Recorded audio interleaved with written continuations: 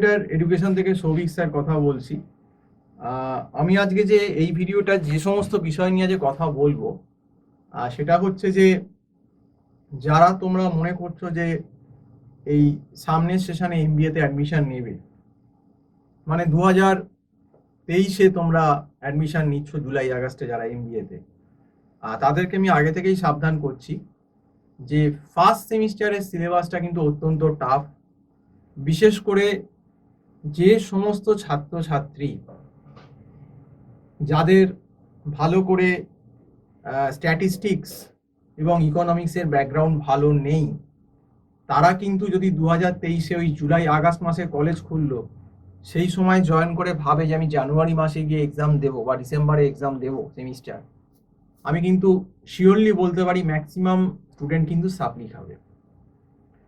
কারণ প্রথম কথা হচ্ছে, দেখো তোমাদের ফার্স্ট সেমিস্টারের যে সিলেবাস কারিকুলামটা সেটা কিন্তু কোনোভাবেই 4-5 মাসে শেষ করা যায় না।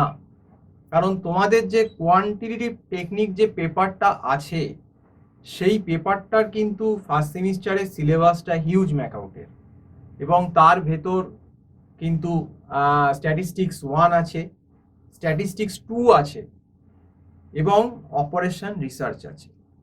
এবার স্ট্যাটিস্টিক্স 1-এর মধ্যে কি কি আছে? Frequency distribution, central tendency, mean median mode, ডিসপারশনের ভেতর আছে standard deviation, coefficient of variation, mean deviation ইত্যাদি, এবং তার সঙ্গে আছে কিন্তু কোরিলেশন রিগ্রেশন। এরপর স্ট্যাটিস্টিক্স 2-তে কিন্তু প্রবাবিলিটি, বাইনোমিয়াল, পয়েজো, তারপর হচ্ছে হাইপোথিসিসের 12টা কেস, এবং তারপর অ্যানোভা, অ্যানালাইসিস অফ ভ্যারিয়েন্স, এগুলো আছে। এবং আরেকটা সাবজেক্ট কিউটির ভেতর যেটা দেওয়া আছে অপারেশন রিসার্চ, এই সাবজেক্টটা কিন্তু যেটা দেওয়া আছে তোমাদের সেইটা কিন্তু অ্যাকচুয়ালি বিএসসি ম্যাথসে করানো হয় গ্র্যাজুয়েশন লেভেলে, এবং যারা বিএসসি ম্যাথস নিয়ে পড়ে তারা কিন্তু এই সাবজেক্টটা করে, বা যাদের ফিজিক্স অনার্সে পাশে ম্যাথস থাকে সেটা করে। এবং এই সাবজেক্টটার ভেতরে একদম পিওর সায়েন্সের অঙ্ক গ্র্যাজুয়েশন লেভেলের, linear programming problem, simplex, B game, transportation, assignment, game theory, এইগুলো কিন্তু আছে।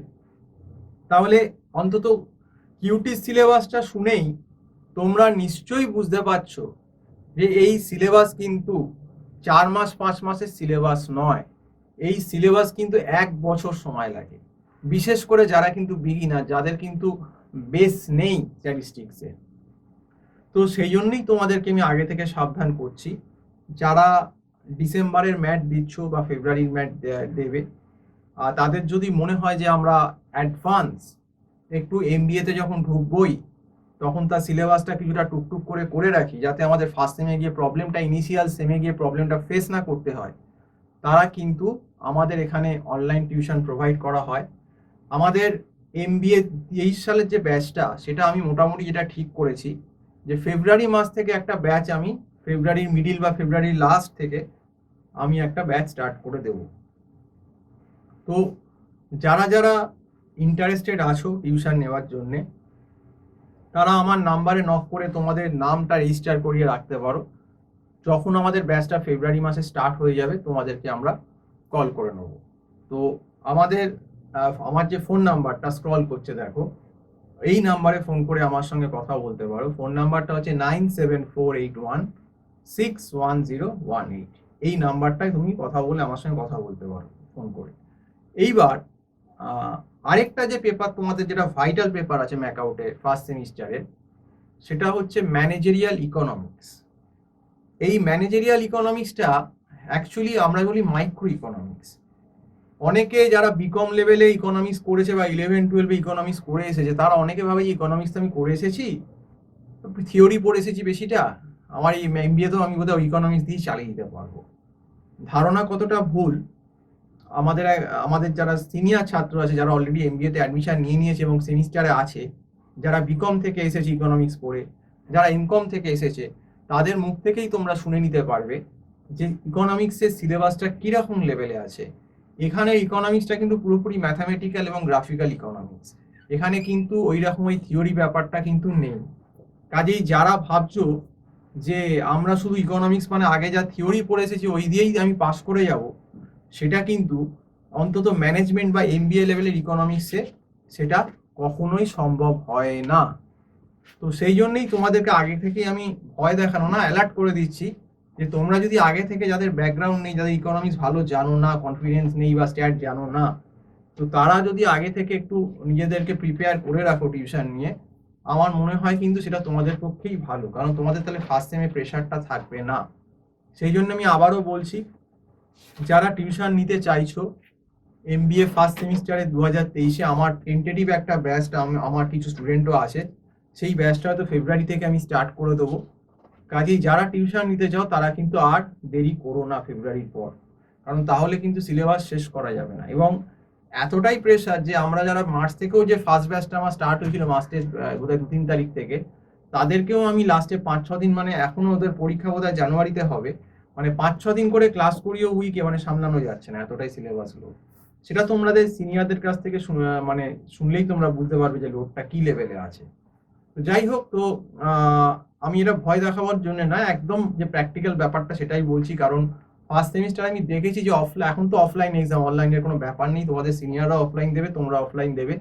কাজেই অফলাইন এক্সাম হলে কিন্তু এই দুটো পেপারে যদি স্বচ্ছ মানে ট্রান্সপারেন্স ভাবে পরীক্ষা এক্সাম নেওয়া হয়, তাহলে কিন্তু পাস করাটা মোটেই সহজ নয়। ডেফিনেটলি যারা পড়াশুনো করবে ঠিকঠাক করে, তাদের কাছে পাস করাটা সহজসাধ্য এবং ভালো নম্বর পাওয়াও নিশ্চয়ই সহজসাধ্য।